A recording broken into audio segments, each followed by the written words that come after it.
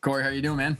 Good. How are you? Nice to see you, Doing Ryan. good. Yeah, I was just we were just saying that the last time we virtually saw each other was before the whole world got flipped on its head. And I've had a couple interviews recently where like the whole thing is kind of back to where we are, and yet it's been that while, and here we are. So I'm excited. And you guys have been doing a lot of stuff since we talked last. Yeah, we were talking, Ryan. So 18 months ago, we started our own private equity firm, which I'm happy to walk you through. And I kept thinking to myself, God, it couldn't be a worse time to start a private equity firm. But in all actuality, it was the best time to start a private equity firm because it really validated our thesis and our model around analog to digital. Well, and I'm super excited to unpack that. And yeah, I think the investment thesis is wonderful, but also it's kind of difficult to retire on U.S. bonds these days. So I think investors are willing to give other people that have got a good investment thesis some capital to help them help themselves and their investors. So why don't you give us just a quick overview, Corey, your background? We'll just take this kind of in the timeline because I know there's some awesome things you got going on with ArcSpring, and then what you guys are going to be planning on doing, the whole investment thesis. There's a lot to unpack, and I think you and I are just going to let nature take its course as we go back and forth. But give us the background of you and how you got to where you are today. Yeah, born and raised Minneapolis kid, went to a local university here, St. Cloud State University. Went straight into technology. I worked for a company late 90s, early 2000s called Anderson Consulting, which is now known as Accenture. And basically my DNA was technology, innovation, transformation, basically anything related to implementing these big, hairy type projects back in the day. And over the years since Accenture, I went on to join a company called Retech. It was one of the largest, most innovative technology players based in Minneapolis here. Company went public in 1999, huge success in the market. It was one of the first companies that had a GUI-based core merchandising execution supply chain management system for the likes of pretty much every Fortune 500 retailer at the time was using it. And then over the preceding couple of years, we helped a lot of those retailers go direct to consumer and help them get an online presence. So brands like Best Buy, Nordstrom, Tesco in the UK, pretty much the who's who of retail, they still use that software. And it's scary to think that there's a lot of our code still written in it, which is very scary. Yeah. In 2005, Oracle came knocking after the dot-com crash a little bit.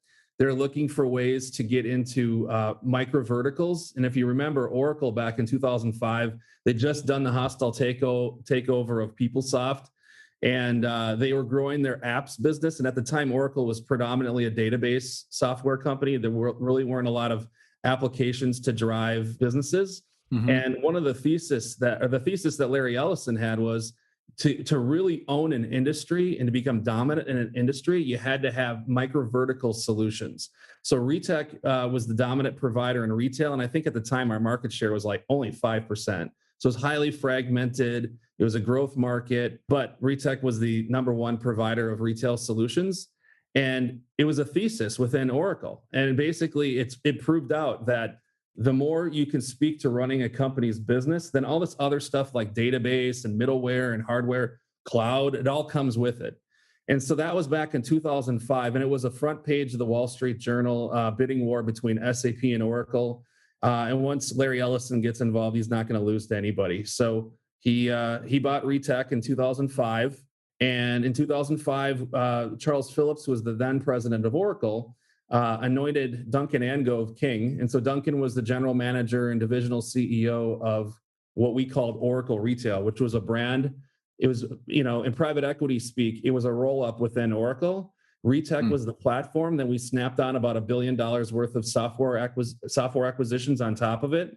And then over the years, we added some additional components like a $6 billion acquisition of Micros, a $1 billion acquisition of Arts Technology Group called ATG, which at the time ran 2/3 of all websites like Nike and Best Buy, et cetera. Yeah. And then we bought the enterprise search engine optimization tool of choice, which even Google used back in the day. It was called Endeca out of Cambridge, Massachusetts. And we did that. We grew the business. And then Charles Phillips and Duncan decided to leave and go to Infor, which was, one could argue that this should be a Harvard business case. Basically, at the time, the company was worth probably negative 500 million enterprise value because the bonds were public. It was 8x levered, and there was 10 consecutive quarters of double-digit software declines. And in an industry like software and technology, if you're not growing 20%, you're dying. And this company was dying on the vine, but Golden Gate Capital infused additional, lines of credit, additional capital come through.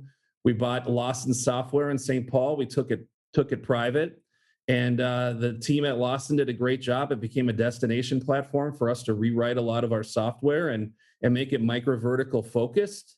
Last mile feature functions that a lot of the big software companies can't provide because the total addressable market isn't big enough. Like in Oracle and SAP, they wouldn't find micro brewing or things of that nature to be attractive because the TAM on paper doesn't sound like it's something that can be used across multiple verticals.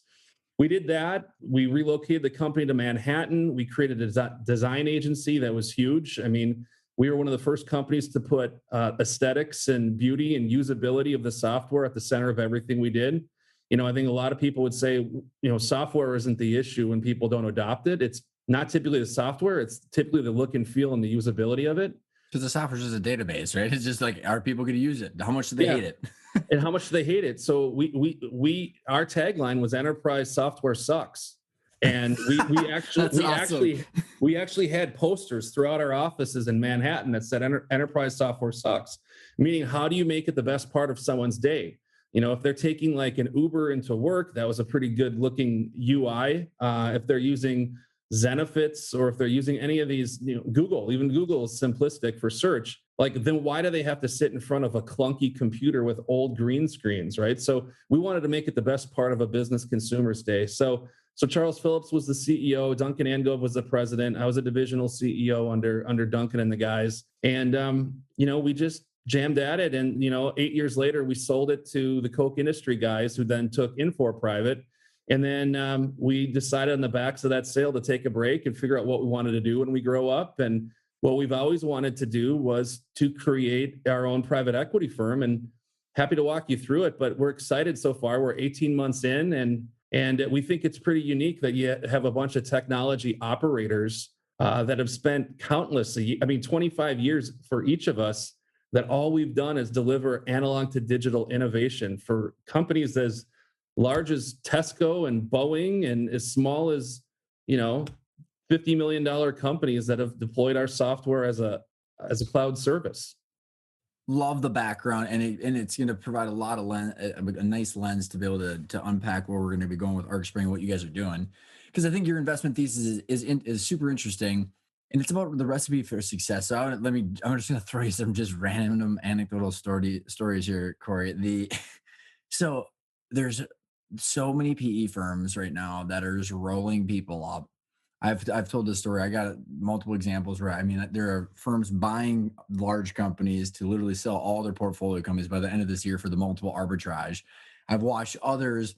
There's a firm that worked with someone else that I know, and they rolled up 18 companies in like 18 months, thousands of employees.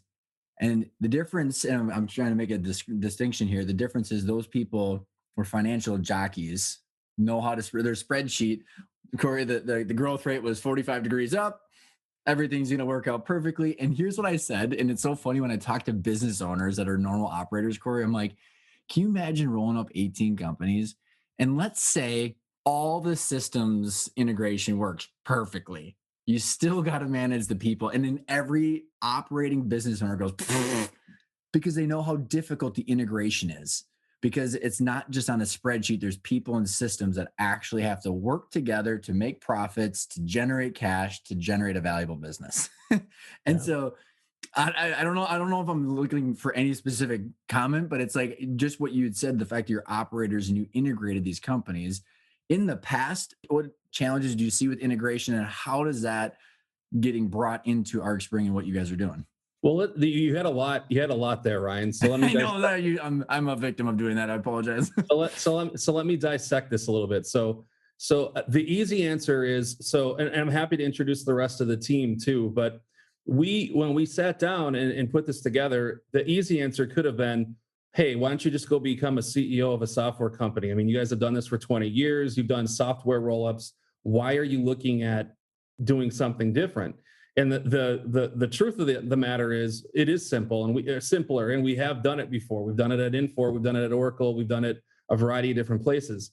The difference is, when you sit on this side of the table as a private equity guy, we now have lots of different chips where we can apply capital. But more importantly than applying capital is we can provide not just our technical and technology domain and know-how, but our network that comes with it, which, just like on LinkedIn alone, I've got like 28,000 connections, mainly in the tech industry. And you amplify that across our group. We seem to know, if not first degree of separation, second degree of separation of a lot of the tech heavy hitters. And we want to apply that thoughtful domain into lower middle market, owner operators that might not have access to that skill set. So for us, back to your comment, for us, it's applying capital like other private equity firms can apply capital. But for us, we also provide the digital transformational skills to take what an owner and operator spent 30 years building and taking it into the next level as a 2.0 of his or her business. And what I can tell you is, when we get into case studies and talk a little bit about what we've done and making it real and actionable, every single one of the owner operators have wanted to roll a portion of their equity. On average, they roll between 25 and 30%. And they do it because they believe at the end of a 5-year period that 20 or 30% will be worth as much, if not more, than the initial takeout that they had on the initial tranche. I love it. And then the third part of your question was really around, how do you set this thing up for success, and how do you make it a firm not just financially engineering based private equity firm? So that was probably the biggest eye opener for us. Being operators as technologists is there wasn't as much hands-on, like, here's how we can help you, here's the skill set we have. It was more so around financial engineering, and there's a time and place for all of that. In fact, the way that our firm is set up, we have two sides to the firm. We've got a private equity investment management based group that are amazing, talented. These guys are, these people are, they've done this for 10 to 15 years, got great MBAs from distinguished schools, and they are the best at helping us manage risk. And the best way to describe it is they help us find a traditional 3x multiple, doing the basics, blocking and tackling, making sure we have the right management teams in place, making sure that the business is financially sound. There's differentiation around the business, things like that. But then there's also the part that we bring to the table, which is, yes, we want to underwrite to a private equity based multiple, but we also want to apply technology that gives us the outsized returns. So our thesis is really around building a underwritten model that aligns to private equity, but has the upside case of venture. That's how ArcSpring feels like we differentiate. I will now say there's a lot to unpack there, and I'm super excited too. So let's unpack a little bit more about what you mean by the digital transformation. So traditional 3x blocking and tackling, explain what an attractive opportunity would be like for that. And then also, like, how do you translate that into digital transformation, and how do you get the VC type outsized returns mechanically? And why does that actually happen? Yeah, so let's talk a little bit about our thesis. So the ArcSpring thesis is really around this concept of, we call it A to D, which is analog to digital. So we define analog as lower middle market companies, typically digital laggards, lower, white or blue collar services, but they're in a large growing market. There's attractive market trends. It's fragmented, but there's digital disruption that's yet to occur. So media has been disrupted. There was a big tidal wave of disruption from digital. It happened into retail. We've all seen what happened with the Amazon effect. It's happening now into healthcare, but there's other markets that haven't been as disrupted through digital. We want to do that proactively before others disrupt these businesses. And that's one of the main reasons why owners and operators have been receptive to our message, is because they know they've got good customers, they've got good cash flow. The typical profile is, on the low end, we might have 5 million in EBITDA. The most likely is most of our portfolio companies are more in that $20-25 million in EBITDA range. And they're good, durable businesses, but they're labor intensive. There's lots of people. There's low technology adoption. They don't have a lot of digital talent. They act sometimes or most likely as a services intermediary. And, they're in some cases, Ryan, they also have proprietary software. And that's the other thing that is attractive to us is, after building business units and software companies and knowing development teams and knowing how to go to market and sell software, our intention is there's really a couple of ways of doing this. We can take these companies, pivot them, and make them tech-enabled services providers. And I'm happy to walk you through our thesis around that. But we also have the capability of finding assets that are hidden and pulling them out of the business and creating a software as a service business, as a standalone business. And I'm happy to give examples around that too. But that's typical around, the analog portion to it. Digital to us means, we've got a platform called Springboard, which is a lot of our proprietary playbooks that include, technologies that enable transformation. So this is AI, this is APIs, analytics, this is RPA, it's AR, VR, it's blockchain, it's robotics, it's all leveraging the cloud, it's 3D printing, it's all of our domain and skills that we've created, over the years that are the technology enablers. And through that technology adoption, we want to exit these businesses as a digital business. And when we say digital business, we're buying these for lower multiples off of EBITDA. And if we do this right, we're going to be delivering transformation that allows us to sell at a multiple on revenue, because there's going to be a lower cost of delivery. There's going to be margin expansion. There's going to be new digital revenue stream. And what you're going to be looking at are a lot of the characteristics that make a lot of these software companies very attractive. And that's the end state for all of our investments. I love it. And even though you talked about a lot of the buzzwords, you've got the history to do it. I want to unpack, because you got a case studies that we can get into to say, okay, well, like what specifically are you doing to like a business that would actually enable that? But what I think so interesting, Corey, is that I've interviewed plenty of other people in the past where like they've taken a service-based business that has a certain valuation metric, and I actually interviewed one gentleman that was a service company, and then he created a content business. So he literally transformed it into having a different type of valuation metrics based on what he did. But what's so crazy hard for traditional businesses is the financial model and the cash flow and reinvestment to do that on your own without an event is very difficult, because like how the payment terms work, and all of a sudden taking, big lumpy cash and then all of a sudden turning it into a lot of recurring revenue. And there's just so many difficult things to do what you're talking about.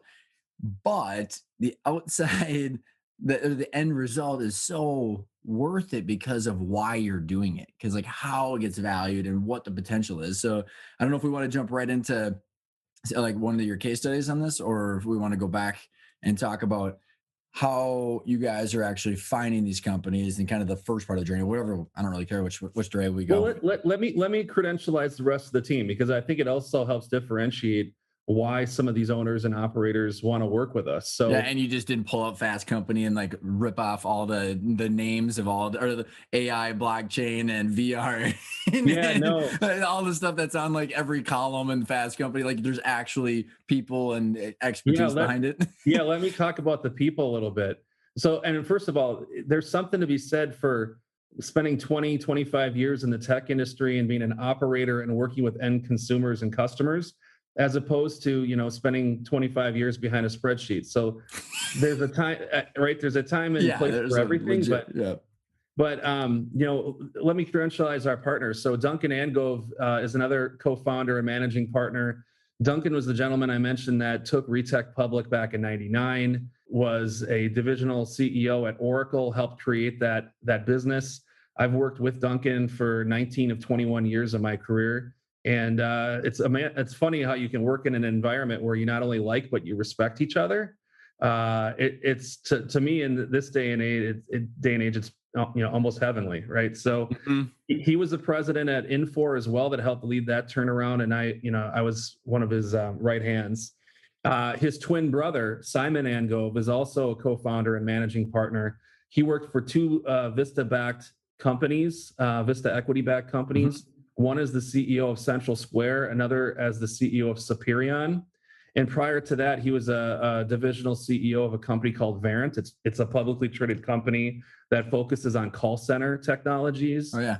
and which why we also feel we're uniquely qualified to help disintermediate between consumers and other businesses based upon call center knowledge. So Simon and Duncan are co-founders along with me. There's another gentleman by the name of Jordan Lamb. Jordan Lamb's a co-founder. He started his career off as a banker, an investment banker. Went to Craig Hallam, helped start that company up back in the day. And then he went to Oracle, where he had 1 foot in technology, 1 foot in finance. He ran Oracle's financing division, a significant part of Oracle's financing division. Before SaaS, it was a way in which we could get customers to deploy our solutions, and aligning outcomes to a business case. And in turn, over time, that helped him develop methodologies around. At Oracle, we were putting license at risk, and we were tying business benefit to outflows and inflows. So he did a really good job of that. And then his last role at Oracle was setting up one of their first SaaS renewal businesses about 6 or 7 years ago. He joined me at Infor, and we helped turn that company around. And he's another co-founder. But some of these guys, there's a couple of others I'd like to highlight as well. So John Pulling is our Chief Technology Officer. He was the CTO at Big Machines, Central Square. He had a very prominent role at Infor. He's the guy that we bring out on center stage and talk about all these transformations. A guy like that, you typically don't have access to him in the lower middle market, and he brings a wealth of knowledge to the team. We also have a gentleman by the name of Subhash Gulapalli. Subhash was a general manager for General Motors and helped them create one of their first onboarding OnStar type technology around a satellite and mobile. And then he went on from leading that group. He went on to Booz Allen Hamilton as a consultant, and then went on and to run a big portion of Alex Partners' value creation team.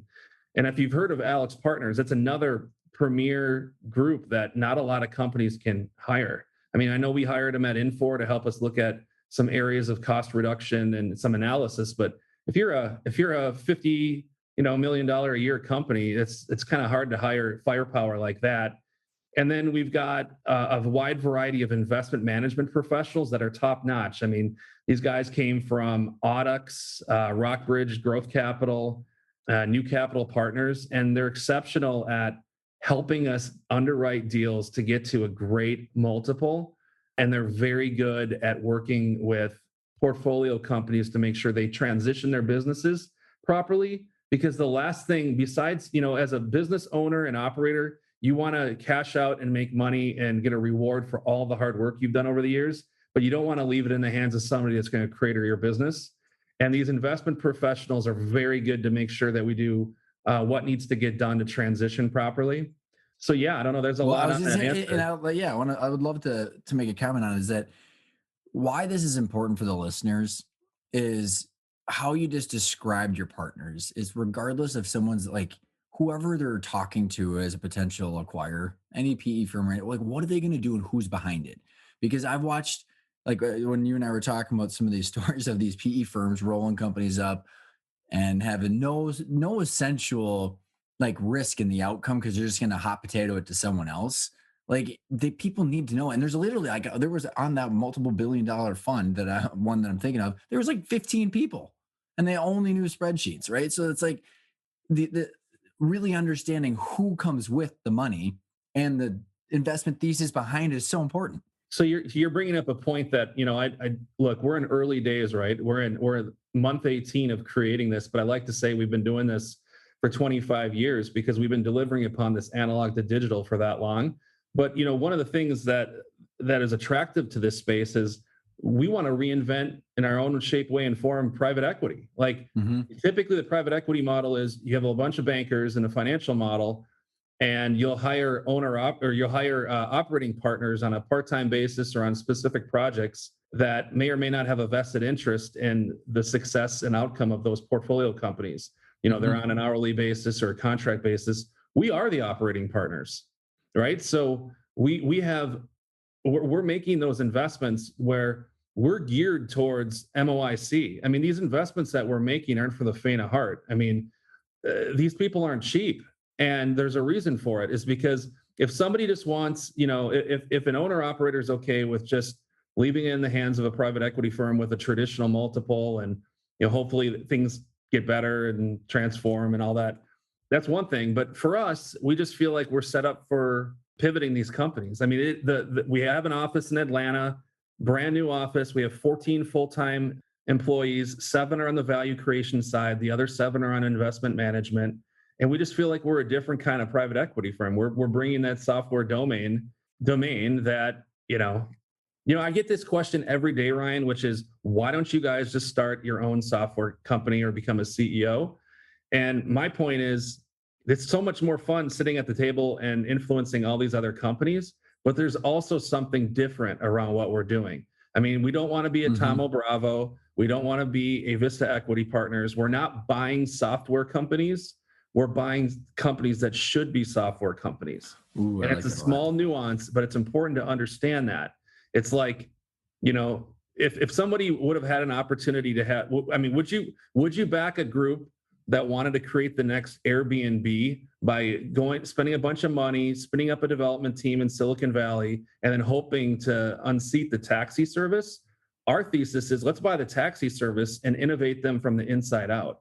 And that's what we're looking for. We're looking for these owners and operators that are like, yep, I totally get it. I've got great cash flow. I got a great team. We just don't understand technology. And for us, digital transformation isn't installing Oracle or SAP or Microsoft.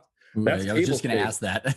That's not how we define digital transformation. Like, that's part of it. We can do that, and we know how to do it successfully. We're talking about reimagining the entire user experience, for example, and just leveraging iPhones. And so we create proprietary software with every single portfolio company that we work with. So I love it. So my mind's going multiple different directions. I want to come back at some point to why others believe your investment thesis and why they're willing to give you guys money. But I want to come back to that because we're on this train of like, I love what you said. I mean, buying real businesses that should be analog businesses that should be digital versus locking yourself in a closet for 10 years, hoping that then when you release it after you've burned through $1 billion that the world likes it. And 10 rounds of venture funding. Yeah, and celebrating the rounds instead of celebrating creating value and economic benefits for everybody. So my question is, why don't the current ownership structures of these companies do this? Oh, it's easy. It's because they're focused on their quarters and managing their business and making sure employees are happy and customers are happy. It's no fault of their own. If they had access to, guys like us that have done this for 25 years, they do it. But in this case, they want access to our skills and our network and what we bring to the table. I mentioned Duncan earlier. Duncan's on the board of Honeywell. And so Honeywell, if you think about it, if you pull on CNBC, Honeywell is transitioning into what they're calling an industrial software company. It's because they're pivoting their business into more recurring revenues. They're looking at ways to drive up, software like multiples and margins. And they're basically disrupting their business from the inside out. I love it. Our companies that we work with are going to be a microcosm of something similar to that.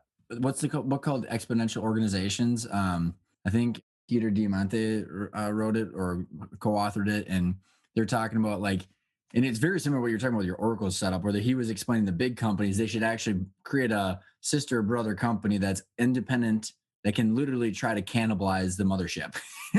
That was the only way to truly do it without all the politics and bureaucracy and all the other crap that's associated with it. Yeah, totally. One of the things that you asked for earlier in this conversation was, how do we source these deals? How do we source these relationships? And it's every private equity firm is going to say they've got their own secret sauce, and we have our quote, proprietary deal flow. Yeah. But for us, the best way to look at it is, we've in the last 12 months, we're just going to close our 3rd deal. 2 of the 3 deals came from our network, just like friends of friends that we've built relationships with. In fact, the 3rd one that I'll walk you through, this company is and I'm kind of getting into case studies already, but this 3rd company is $170 million of enterprise value. There's about $30 million up, rough orders of magnitude, at risk. There's a rollover, and there's about 21 million in EBITDA, and we're closing on this deal very soon, very shortly. And the CEO of this company called us exclusively. He didn't even bring in another process. It was an exclusive ArcSpring deal. And the question you're probably asking, Ryan, and I'm sure viewers and listeners would want to know too, is why would someone sole source to ArcSpring? And the reason why is because we delivered on this analog to digital promise at his prior company. He was the he was a chief information officer at a company down in Texas called Rent-A-Center, and backed by the success of his project, he got promoted to chief operating officer at that firm.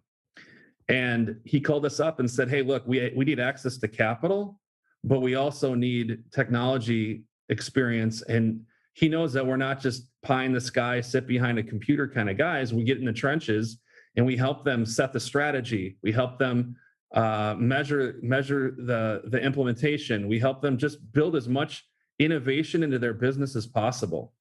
So, okay, I love it, and I want to come back to the case study and what you guys are doing mechanically with the technology and the thesis as you're looking at other kind of deals. But my question, Corey, is how are you guys overcoming the short-term thinking that is inherent in private equity? And if you have to deliver a rate of return, an internal rate of return that's 21%, and you need distributions, and then you need to sell it within a time frame. I have yet to. Do you know? I don't know if you know Sonny Vanderbeck. He was the Satori Capital, so he has no hold period on $1.5 billion fund at all. And I'm like, so that's a way that he was overcoming. It's infused with conscious capitalism. And then I think about the 5 to 7 year issue, and if you're going to go in there and burn EBITDA, infuse equity to do all the things that you guys are going to do within 60 months. Maybe I'm curious, like how are you guys? This is a perfect setup because while I believe what you're saying, and I think it holds true to 90% of private equity, the difference is we come from a technology world where if you're not growing your business 20% every quarter, you're dying. And then, oh, by the way, 3 years you're a dinosaur. So from our vantage point, 5 years is beyond reasonable for us to transform and pivot these companies because we work in lightning speed.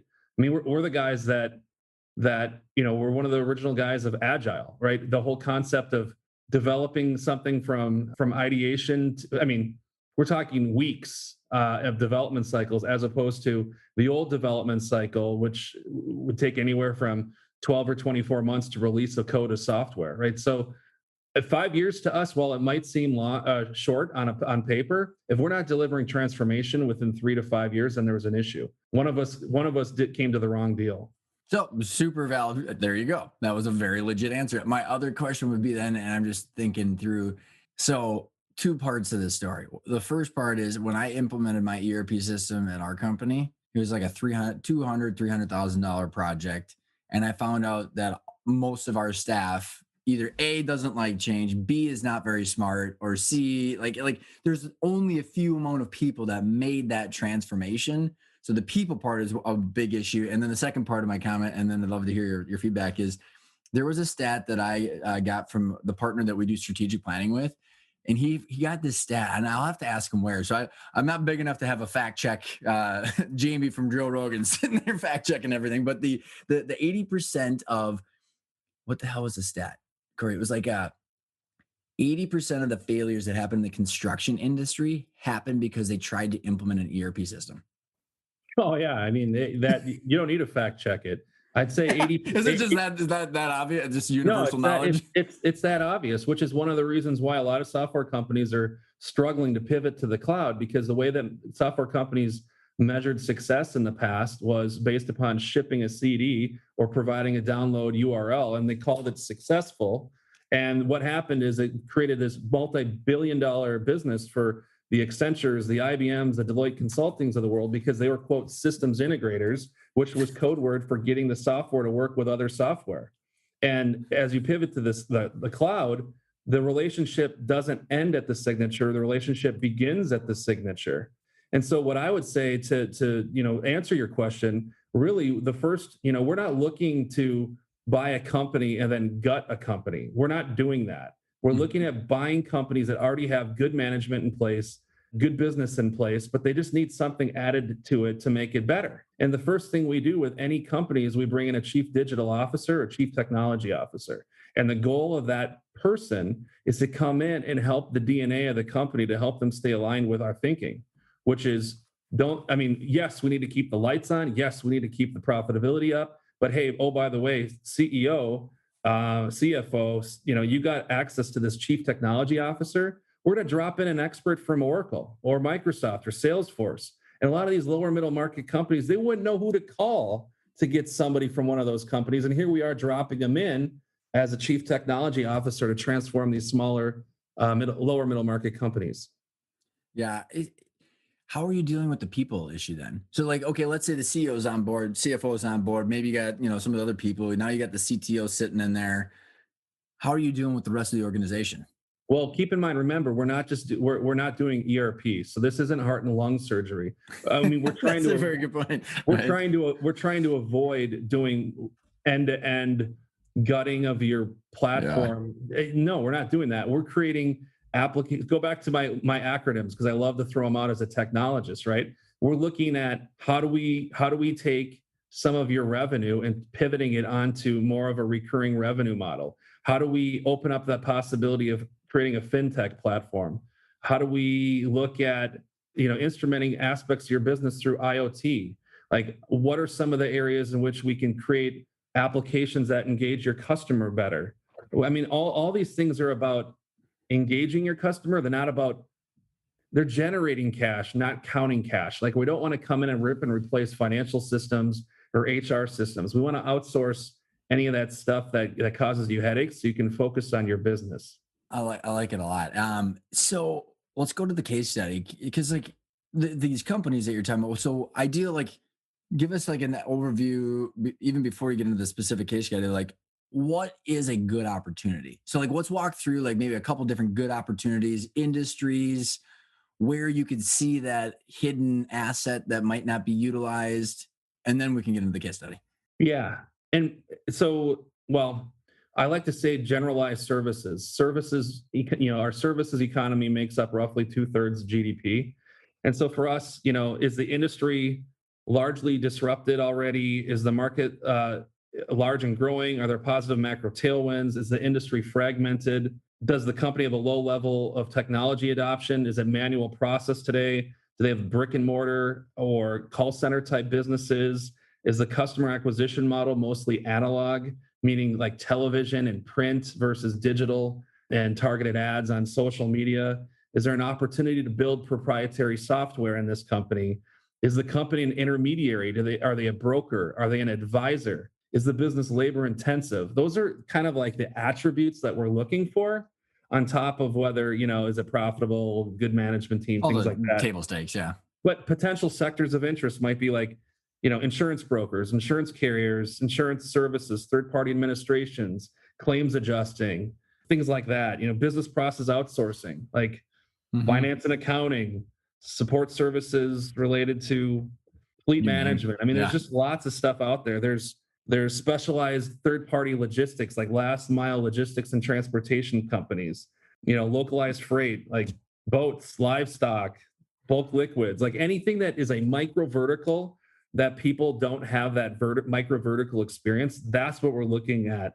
Super doing what I said before, which is finding a way to create proprietary software and differentiating.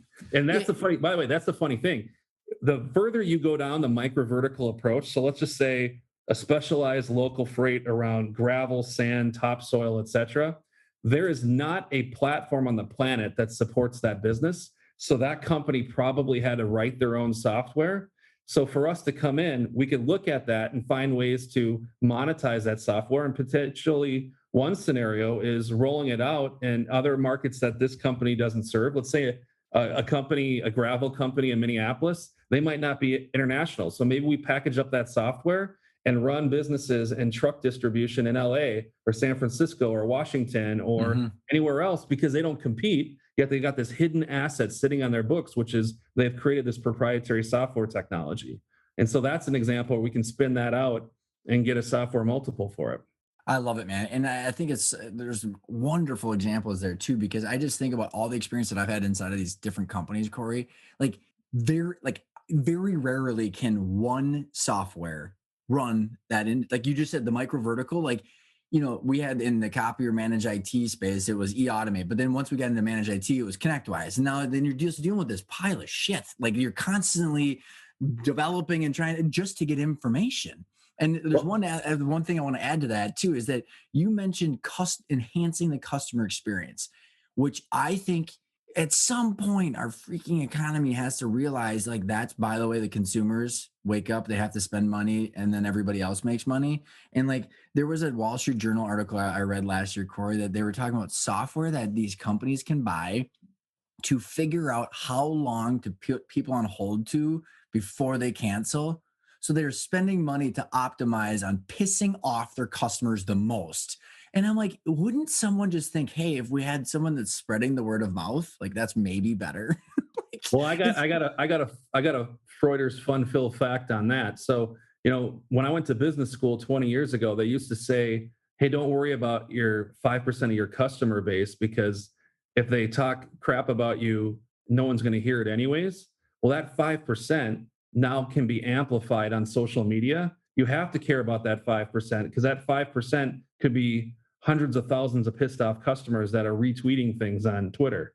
And so that's a huge learning for business, corporate America and businesses that, used to just say the customer didn't matter. At least 5% of them didn't, but they all matter. well, and they could cannibalize the entire company. That 5% could eat up the entire reputation of the entire firm. I mean, That's you're right. totally right. So going into the case study, then I don't know where you want to start. And Well, let me talk about. So again, we didn't talk about how our capital structure, or any of that. I guess all I would say is that for we're funded and we're happy about that. First opportunities, we raised capital from high net worth individuals. We in the software industry, we had a lot of friends in this space that wanted to support and invest in our deals, but we also brought a lot of capital ourselves. So on the first deal that we did, I think we contributed maybe 25% of the equity needed. The second deal, we contributed about 30%.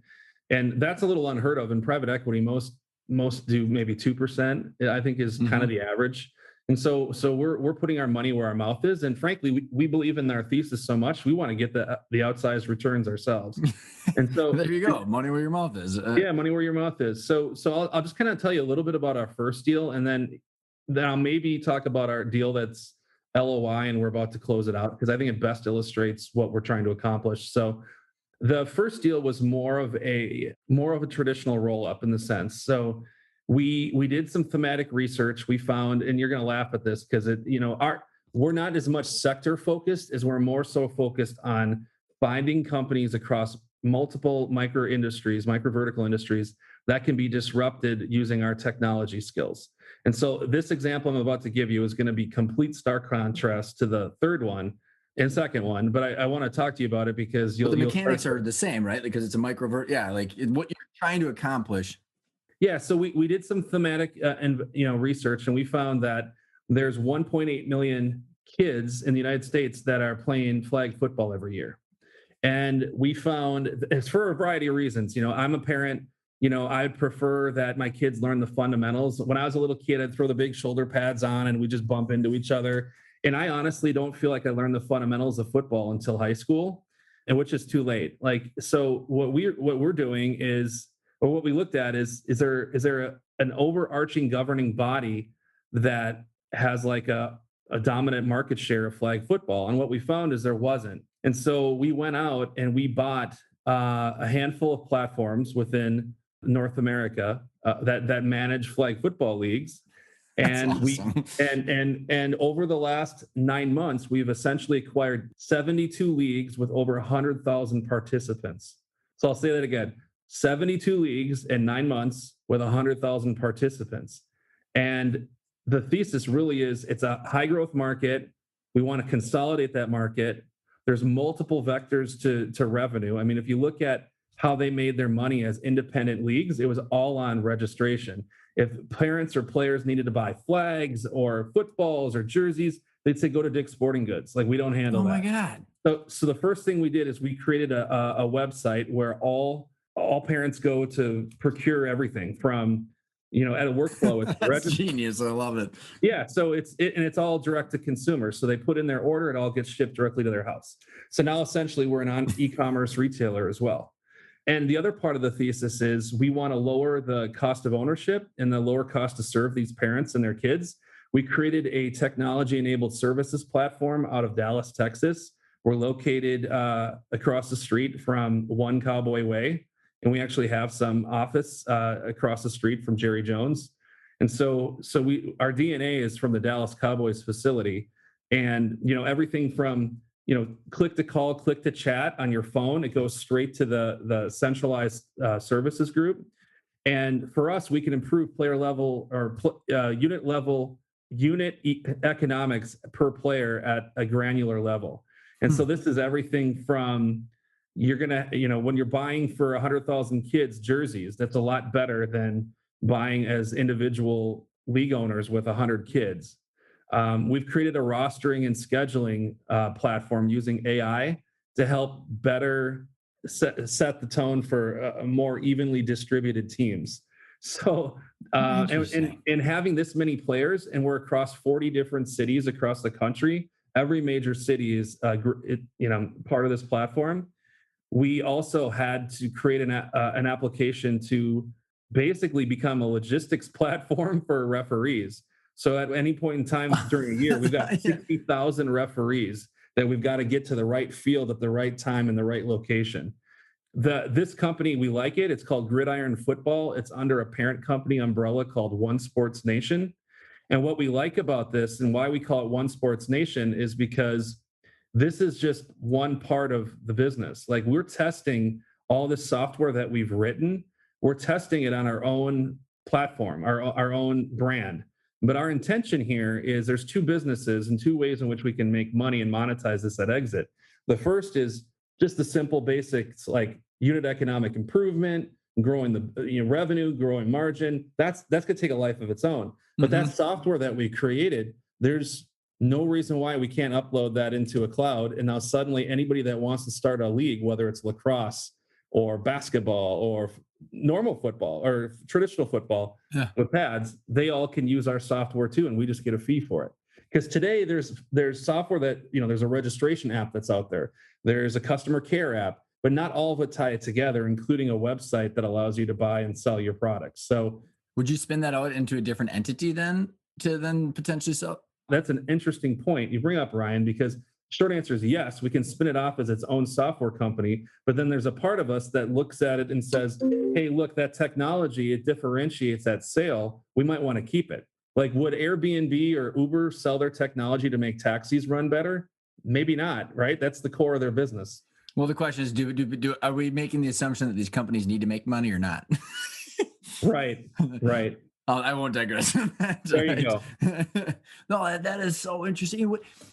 There's two components there that and I'm just thinking about it from a consumer perspective, Corey, that is integrated into your guys' thesis, that these companies, because they have not optimized for the customer experience. I mean, I think about it, and like, I'm a millennial, like, God forbid, right? I'm like in the first year of it, but I am. So you have these, like, I now have kids that are turning 5 this year, and I grew up with technology, kind of, right? Like, Facebook came out when I was in college. I bring that up because I get so freaking frustrated with how inefficient in the user experience. I'm trying to manage my life, my family's life, and these experiences, bringing my kids to and from these things now. And it's just like so archaic that it's just like, I would literally, if I trusted a brand, I would give them all my money. Just make my life easier.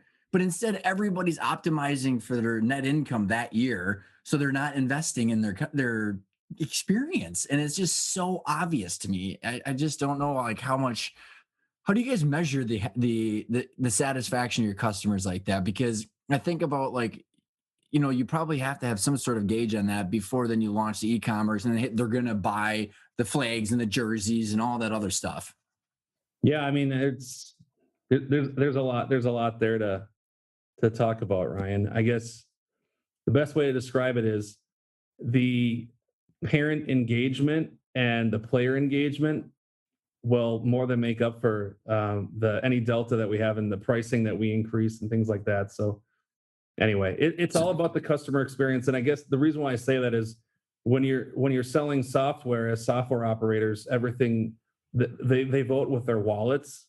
And so Mhm. you have to create a better experience for them. Otherwise, they're not going to continue to pay. And that's the experience that we're bringing to the table. We know that. And so, a lot of people don't live in the trenches and feel that every day, but we do. And we did. So how is the flag football experience company compared to the other case study that you were going to be talking about? Yeah, let's talk about that. So the third one is, again, this was sourced through our net. Well, both of them were sourced through our network. They didn't go to market. A lot of reasons for that we already covered, but this one is in the debt settlement space. And the debt settlement space, there's a lot of unsavory actors in this place, like payday loan guys, and people, just there's some unsavory characters. But we feel like these guys are on the right side of history, and I can't divulge what we're going to do with the branding and the names and all that, but we're going to create the Robin Hood of debt settlement. And Hmm. a lot of it is manual today, heavy call center based, and we're going to do everything we can to disintermediate the channels by leveraging technologies like the phone. Hmm. And so this business doesn't take on ownership of the debt. They basically are 100% agent to help lower your credit card bills. And credit card companies and banks love them because they'd rather take 100% of some or 50% of something versus 100% of nothing. And Hmm. at this point, where most people, feel like they're at wit's end. I mean, this is a really stressful environment for a lot of people pre-COVID. Now that COVID's happened, and sure, It's there's just been some headwinds associated with the government printing money and giving out, stipends and things like that. But that's okay. I guess, I want to see people thriving again. And what we like about this business is 100% of the revenue is paid based, or the 100% of the revenue is based upon customer success in negotiating credit card debt. hmm. And so, for example, if someone has a $10,000 credit card that they're behind on, we might be able to negotiate it down to $5,000, of which they might pay us, $2,000. Everybody wins, and we don't get. And this company won't get paid a penny unless they successfully negotiate it and lower it for you. So there's nothing like you pay in advance and your wages are garnished or anything like that. It's not Hmm. not that type of deal. And for us, all their revenue that they do today, it's roughly 70 million a year, 22 million in EBITDA. All that revenue that they do is one single service they provide. There's multiple ways in which we can impact that business. And we're looking at bringing in some heavy hitters that ran marketing for a lot of telcos, about 5 or 6 years ago, that are going to come in and help us create a wonderful brand and help turn this business. And when I say turn this business, they're thriving today. I mean, 70 million in revenue, $21 million. I got those numbers, man. You don't have to even repeat them to me and Yeah, go, that's pretty nice. but they're doing well today. But I mean, we want to create like a beautiful brand that people feel good and comfortable using. And frankly, we want to help these people that, most of them aren't just bad spenders. Most of them had like a family emergency. Someone went to the hospital. Next thing you know, you got a $10,000 credit card bill. Like, we want to help these people.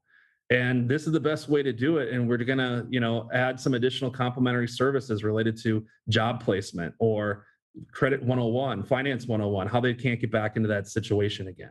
As we're rounding out here to home, couple of final questions. And like, when you care a lot about, from what I'm seeing right now, like you care a lot about the industries and the customers of the companies that you're willing to buy, right? Like, and it's very obvious. And my question for you, Corey, is like, how do you align your guys' care for these companies and more so the customers? Like, you've been talking about the customers, not even the companies, the customers, which is awesome and very unique.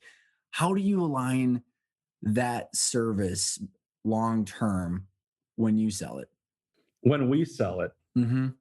well, that is a really challenging question because that's taken like 3 steps into my crystal ball.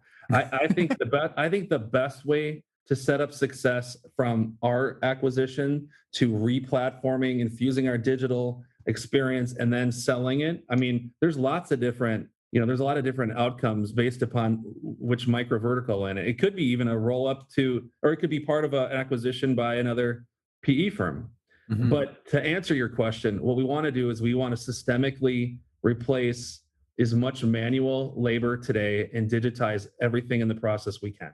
And so that's a long-winded answer of saying There's a lot of best practices you can enable through a tech platform. And for us, we want to put everything onto the tech platform. So, like, for example, if, this third company we talked about, if we can create a Robinhood-like application, the platform becomes itself. Like, inherently, the way that customers engage with it, Mm. that's the legacy. That's what you're buying. You're buying a platform that's repeatable, scalable, and all you need to do is just keep feeding features and functions on the platform. Yeah, As it's already opposed, got it's already got its own operating mode where you, yeah. yeah. This has been a blast, Corey. I don't know if there's anything that we missed on. I mean, we've covered some good ground here. I guess if I just had to summarize for you, Ryan, if I had the ear, if I bent the ear of potentially an investment banker or even an owner operator, I'd say, the ArcSpring thesis, we feel that analog to digital is highly differentiated. We have a team of multiple people with 25 years successfully executing the thesis together, by the way. A lot, that's unique in and of itself. Typically, it's people that come from different groups and they kind of know each other and try to build it together. We've been doing this together. We've got repeatable playbooks, we've got the technology skills, the relationships. We feel like we've got a unique, high quality approach to sourcing these deals. And we have a nice balance between operators and investment professionals, because those investment professionals, like I said earlier, they're going to make sure that we take the companies that we acquire into the right realm. And they're the ones that help us underwrite to a 3x multiple. If we can't get to a 3x multiple, it's not a qualified deal for us. And, the other thing I guess I would say is, in 18 months, we've self-financed this whole thing. The firm's already in place. We're executing upon the strategy. We're delivering digital transformation. And the risks are fairly low of working with guys that have been here for 18 months. I kicked off this call by saying we've been doing it for 25 years, which is true. This has been a lot of fun. Corey, the last two questions is, one is the word intentional. I ask people what it means because the name of the show, and I love to hear everybody's different versions of it. What does the word mean to you? What does the what mean to me? The word intentional mean to you? Intentional. What does intentional mean to me? Intentional to me means you purposely do an act that's preconceived and well thought out of. I love it. And for a different podcast and a different day, Corey, I would love to hear you guys' process on coming up with these investment theses, because I think that's one of the biggest struggles that a lot of the listeners right now have is, how do I get confidence in my thesis? But we'll put a pin in that because I think there's a lot to it. The last part would be, what is the best place to get in touch with you in ArcSpring? Yeah, so it's really simple. It's Corey@arcspring.com, or you can find me on LinkedIn. I'm pretty engaged on there. In fact, that's a little fun-filled fact too. I was one of the early adopters of using LinkedIn. Before it was called LinkedIn, it was called socialnet.net back in Definitely don't remember that. Yeah, so while you were in college, I was using socialnet.net and it became LinkedIn. That's awesome. Socialnet.net, and find me on MySpace. No. Exactly. Corey, this has been a lot of fun, man. I appreciate you coming on the show. You got it. Thanks, Ryan. See ya.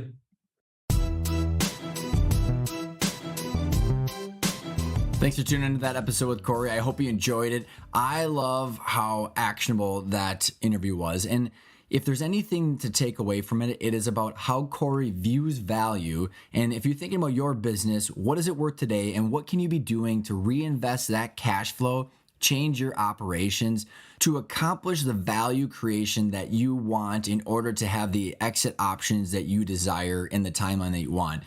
If you have a couple decisions each year, which is how much money do I take out? How much money do I put back in? If you determine that you're going to put a certain amount of money back into the business to reinvest, you better damn well know how that's going to create value. Otherwise, don't do it. And if you have the ability to create value by shifting the business model and getting a multiple of revenue because it's a digital company, holy cow, that's one thing. And not everybody can do that with the expertise or the resources that you have available, but that level of thinking is absolutely available to everybody, because if you're thinking about your business like a financial asset, then you should be thinking about how do you create more sustainable, predictable, and transferable cash flow to yield the highest enterprise value with the most amount of options. If you want to think a little bit more like this and you want to view your company like an asset, learn more about business valuations, the exits, and how to grow value, go check out our intentional growth course at arcona.io. We've got the curriculum out there. We've got 5 videos that show you a little bit of a flavor of exactly what we're going to be getting in the material, the content, and the value that we're bringing. So thank you very much for tuning in, and I will see you next week.